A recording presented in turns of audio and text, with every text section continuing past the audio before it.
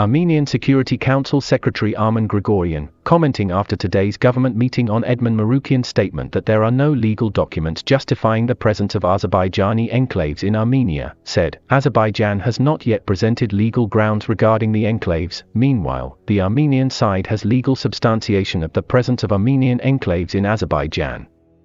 And we continue to wait for Azerbaijan to provide legal grounds for enclaves when these issues arise. After the previous meeting of the government, Armen Grigoryan said on the same topic, until now, the issue of enclaves has not been raised. There are also enclaves on the territory of Azerbaijan, Artsakh and Armenia, and their areas are almost identical. Both sides are silent on this issue, it has not yet been discussed. We hope that the Armenian enclaves will remain for Azerbaijan, the Azerbaijani enclaves on our territory, Armenia. Nikol Pashinyan also spoke about the enclaves in June 2021. We believe that there are solutions determined by international law and practice regarding the fact that the current situation is fixed. It is simply left as it is, because we also have an enclave. Artsakh is located in jurisdiction of Azerbaijan, and our logic goes back to the fact that the enclaves should be changed to enclaves, and what is under their control should remain for them, what is under our control, to us. Already in December 2021, Pashinyan said, there is a lot of talk about enclaves, but at the moment there are no legal grounds for the existence of enclaves. It seems that during this year we have studied all possible documents, but have not yet found legal grounds. Pashinyan said that this issue was included in the text of the statement on November 9, but then removed. On November 9, Putin also touched upon the enclave problem during one of his meetings with Pashinyan, noting that it is necessary to correct here. Equalize or exchange there. These quotes raise a simple question: if there are no legal grounds, then what should be changed with what? Moscow talks about cutting off and trimming. Baku says that there is a problem with the enclaves, and they should be returned, and the Prime Minister and the Secretary of the Security Council of Armenia hope for an exchange. Hopes for an era of peace are futile, because this is not a political position based on law and interests. The head of the Republic of South Ossetia, Anatoly Bibilov, signed a decree on holding a referendum on the issue of unification of the Republic with Russia. To appoint a referendum of the Republic of South Ossetia on the question, do you support the unification of the Republic of South Ossetia and Russia? Set the date for the referendum to July 17, 2022, the decree says. This development of events was predictable. As early as March 30 of this year, Bibilov announced that legal steps would be taken in the near future to join the Republic to the Russian Federation, and called Russia the historical homeland of the South Ossetians.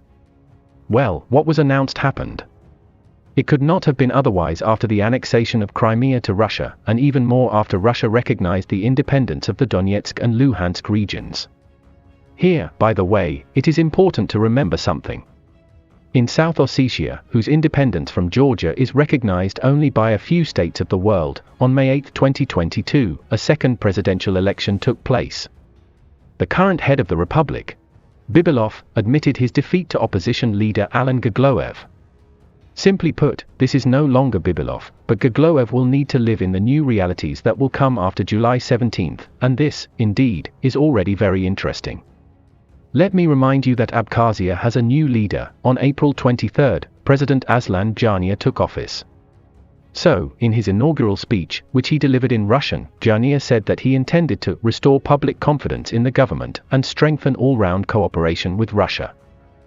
In accordance with the agreements, we will conduct more intensive work with fraternal Russia on all aspects of bilateral, equal and mutually beneficial cooperation, Jania said at the time.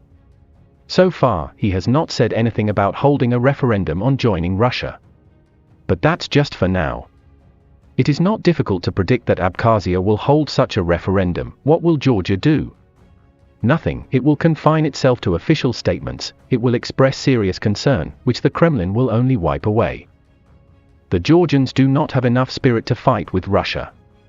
Even taking into account the fact that now Russia has suffered very serious losses in the war with Ukraine, Georgia is run by billionaire Boris Ivanishvili. Namely Boris, for Bidzina is his name only in Georgia. For the Kremlin curators, he was, is and will be Boris. What will the West do? He is very pragmatic. Seeing Georgia's unwillingness to fight for South Ossetia and Abkhazia, he will also limit himself to demonstrating serious concern. Nothing more. Even hardly new sanctions on the Russian Federation will be imposed. Including, by the way, also because all possible sanctions against the Russian Federation have already been imposed by the West. But Russia, as we see, does not stop, and then a historic moment will come for Artsakh. It has come already now, but after South Ossetia officially votes for joining Russia, official Stepanakert will have to say its weighty word. And the point is not that Artsakh recognizes the legitimacy of this referendum. The point is the need to officially announce exactly the same thing, about the desire of Artsakh to become part of Russia. Yes, Artsakh has no common borders with Russia. But we all know that Russian President Vladimir Putin is able to expand the borders of his country when he wants it and where he wants it.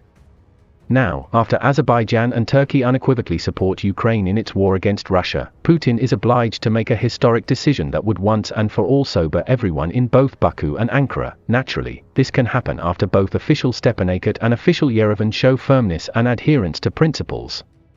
There are no half measures, there is no time for build-up. The world has entered into a fierce battle between good and evil. And we all have to show which side we are on. Against the backdrop of what is happening in Ukraine, I think the choice is more than obvious.